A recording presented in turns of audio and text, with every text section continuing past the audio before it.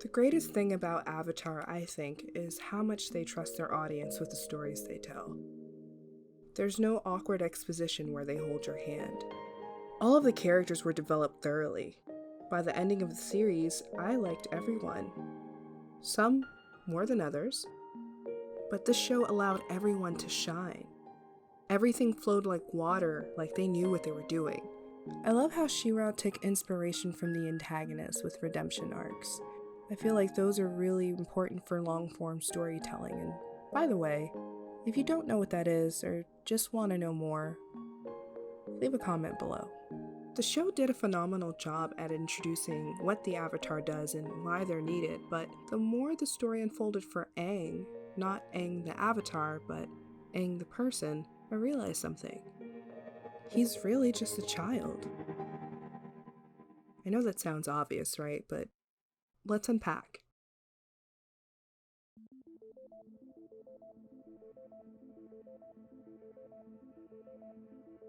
I guess the first thing to ask is, why was Aang 12? The easy answer is that kids are probably inclined to watch a show that's smack in the middle of their age demographic, but that really talks more about business than the writers. One would have to look deeper than that. The show could have had the same impact with Aang at any age, but they chose to keep him 12. And also, none of the older characters ever talk about it either. Team Avatar might mention his age as 12 or 112 a few times, but no one has ever bothered about it except Aang. I think a good answer to that is when it comes to being a kid and the Avatar part has more authority than him being a child. I mean, Kyoshi and other avatars had to have been called upon at younger ages. Roku in the flashbacks seemed much older than Aang when he was activated, but he still looks like he was in his teens. So maybe this world is just used to it. And that might all be true, but when I consider all the events happening without his avatar state, and it's just a 12-year-old kid who is trying to unite all the nations with his friends who are also around his age, the story seems dark. And then the more I thought about it, Aang isn't the only one. Buffy Summers mirrors his journey a lot in many ways.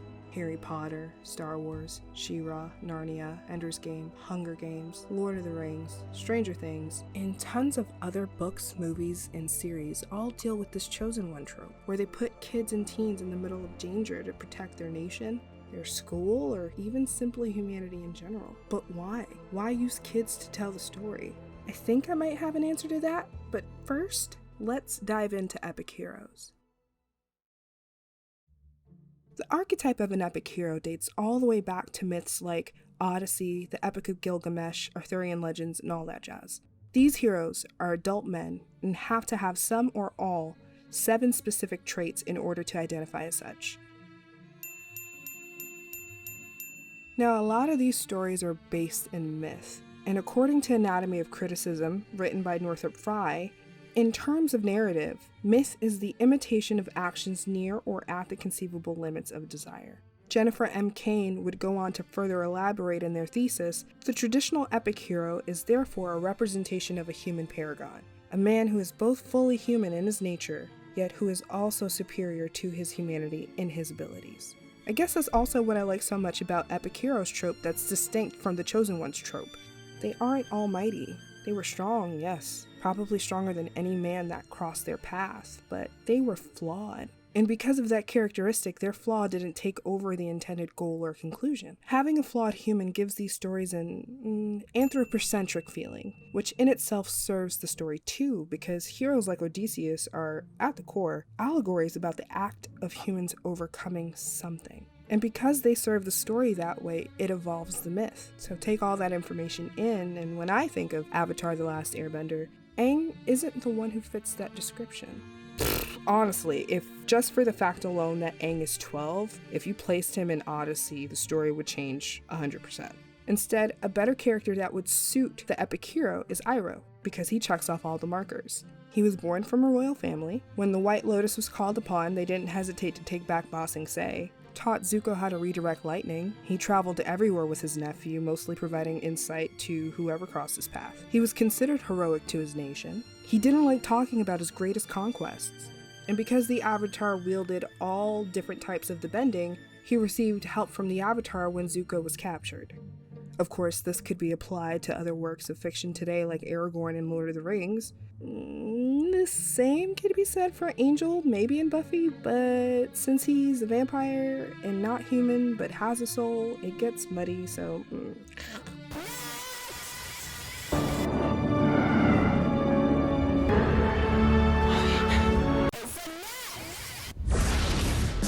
That's enough of that. The epic hero deals with the human condition. While epic heroes inspire readers and listeners to follow suit, it is still an individual journey, and it's a journey that's supported by wants. Odysseus wants to go home, Aragorn wants to fulfill his birthright as king, Angel wants to fulfill his right as a champion, and Iroh wants to help Zuko find his way.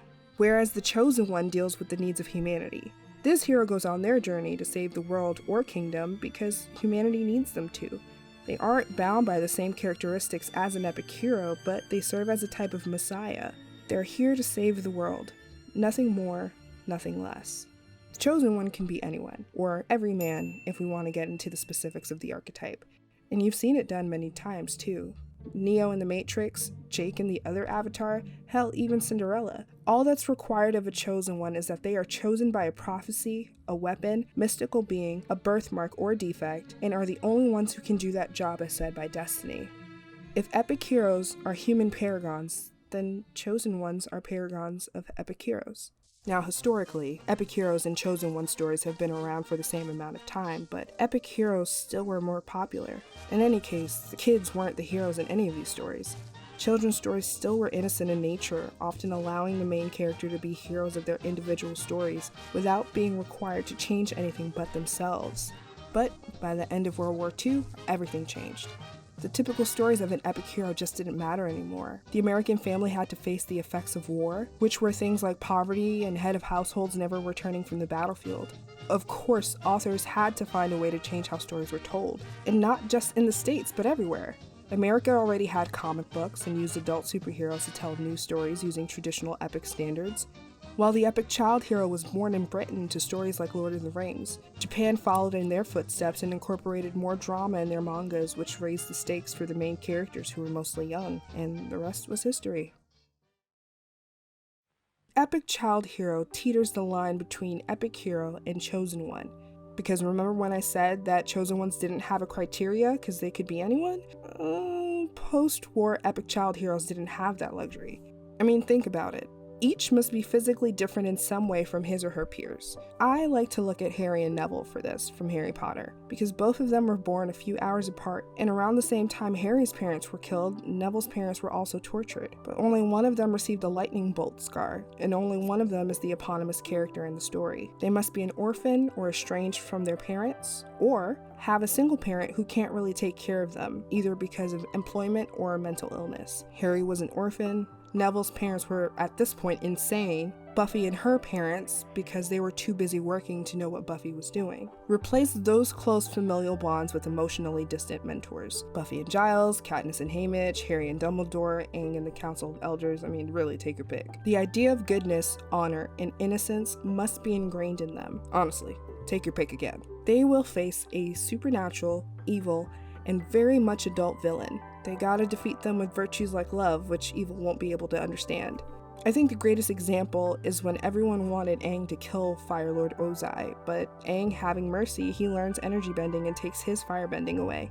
Each must be able to master his or her own fears and bring salvation to the human race while still a child. Unlike the adult Chosen Ones, all the children Chosen Ones will have to defeat the force of evil before they reach adulthood. Harry has to defeat Voldemort before he graduates and turns 18, and Buffy, really, take your pick. Every season has a prophecy, but I like to bring up Tento de Crucium Mementos. Ugh, this word. This was the trial that Buffy completed in Season 3, Episode 12, titled Helpless, where if a Slayer survived long enough to live to their 18th birthday, they had to complete a trial with no superhuman strength. The last trait of an epic child hero is their willingness to sacrifice themselves. This one is pretty interesting because I think it's the key to understanding why kids are the ones to save the world. Sacrifice. And while I think that all of these stories have their fair share of sacrifice, I really want to focus on commonalities of Aang and Buffy, and I swear I'm not using this as a way to talk about Buffy. Now, along with She-Ra, these two are in a league of their own, because they are a subset of the Chosen One trope and a subset of the epic hero child. They are the chosen generational sacrifices. And remember when I said that Avatar and Buffy are pretty much the same? The Avatar is a light spirit that can provide amplified supernatural abilities, and once they die, this power is passed down to another. The Vampire Slayer is a demon spirit that can provide amplified supernatural abilities, and once they die, this power is passed down to another. They both walk the path of being gifted a blessing and a curse. They act between life and death. They're both generational heroes who get pulled between their own individual wants and the needs of humanity. The best comparison that I can give you is a particular episode of their respective shows. While facing their truest fears, we get insight on exactly what the true purpose of a chosen generational sacrifice is. For Buffy, that's season 1's 12th episode and season finale titled Prophecy Girl, and Avatar: The Last Airbender's 12th episode titled The Storm. Now, with Buffy, Giles discovers a prophecy that says Buffy will die. There's a particular scene where Buffy finds out by overhearing a conversation between Angel and Giles. So that's it, huh? I remember the drill. One Slayer dies, next one's called. Wonder who she is.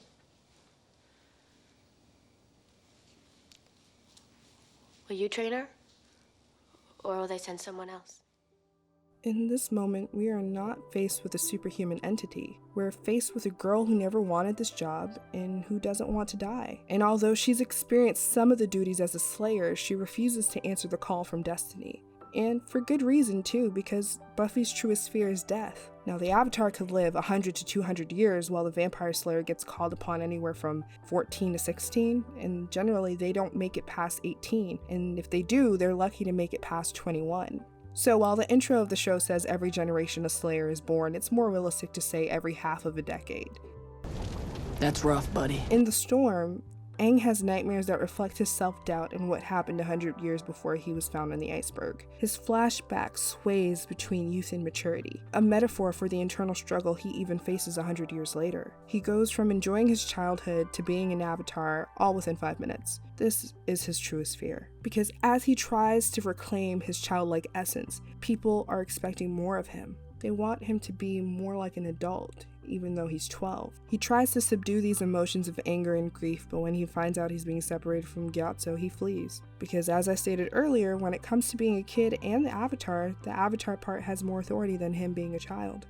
The comparison between the two is that both heroes refuse the call to their journey here, because internally the human condition versus humanity spar within them. The hero is supposed to want to save the world with no hesitation, but Aang and Buffy display conflict because of individual wants. Buffy doesn't want to die, and Aang doesn't want to be the Avatar. Both are expected to put the needs of humanity first, and so they struggle with the loss of childhood. That's why both quit their respective roles, with Buffy refusing to fight the Master, and Aang refuses to be the Avatar. Nevertheless, both of them overcome their fear by accepting destiny has already chosen them, because what would the show be? Buffy eventually fights the Master. She chooses humanity, because if she doesn't, then everyone she cares about will die. By the end of the episode, she does face her fear and confront death, but she also fulfills the prophecy by drowning. For Aang, guilt takes a toll on him after he finds out Gyatso sacrificed his life to protect him, but Katara settles in her role of being the voice of reason when she tells him that he was there for a reason. So once realizing that everything he had endured would not be in vain, he sets out to face his fears. He rescues Sokka and the fisherman on a day that resembles the day he ran away, but in doing so, there is no cost. He maintains his youth while being the Avatar, which is very interesting because both of them face their fears around the same time, episode 12, but the price to pay varies. Aang was able to confront his fear and embrace his role as the Avatar while losing his self-doubt, but he keeps his youth. Buffy, on the other hand, confronts her fear of death by participating in a cruel rite of passage to solidify her role as a vampire slayer, but in the process, she loses her youth. Outside of being a generational chosen sacrifice, not much really changes between them and an epic child hero, because at the end of the day, they are just instruments used to fight an incoming war. Actually, all of these stories lead up to a war, and each hero knows that their legacy will be defined by how they choose to persist. At the beginning of the video, I asked, why do children have to be the chosen ones? And if you waited this whole video to find out, here it is. The answer is war. These heroes didn't create the war, much less participate in it, but they fight it. Who are they fighting it for? While the idea is humanity, the real answer is they're fighting for adults. The same ones who inhabit these worlds are the same ones who made it corrupt. These heroes just happen to be byproducts of that war. The second answer, the adults of these worlds exploit their children because of goodness. They say children are our future, and in some way that's reflected in all of these stories. It reflects an innocence and purity. They're old enough to determine good versus evil, but have not lived long enough to witness the gray between the two for themselves. And while they already know, and we, the viewers, know they could possibly sacrifice their life, they presently and unknowingly sacrifice their childhood. It's during their childhood they sacrifice it for every man and every child. A childhood where those other kids will live to see, but should these heroes survive, it's one they'll never get to experience. Which gives Avatar: The Last Airbender and Buffy much more depth because they're expendable. And because they're expendable, it makes their fear of losing their childhood and the fear of death more dark and real because they are every man. Now let's talk about what a storyteller accomplishes when they do that to child heroes. Jacqueline Rose said, "Children's fiction sets up a world in which the adult comes first and the child comes after, but where neither of them enter the space in between." What that says about our favorite stories is that they are of children and teens, but almost never for children and teens, because they already exclude the children from these stories. They're outsiders, and that diminishes all of their authoritative power. They have no say in how these societies function and operate. These kids, teens, and hobbits never have the option of a better life, and so they fight for it. And to me, that changes the narrative of the chosen one completely. Are they being chosen, or are they choosing a new life?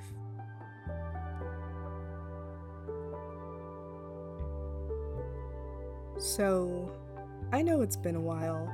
I finally had some time to do some stuff, and I plan on making a lot more. But if you enjoyed this video, please give me a like and subscribe. Follow me on all of the social medias, which will be on the screen and linked below. Thank you for watching, and hey, I know 2020 hasn't been kind to anyone, but please, be kind to yourself. You're gonna get through whatever it is you need to get through. Okay, bye!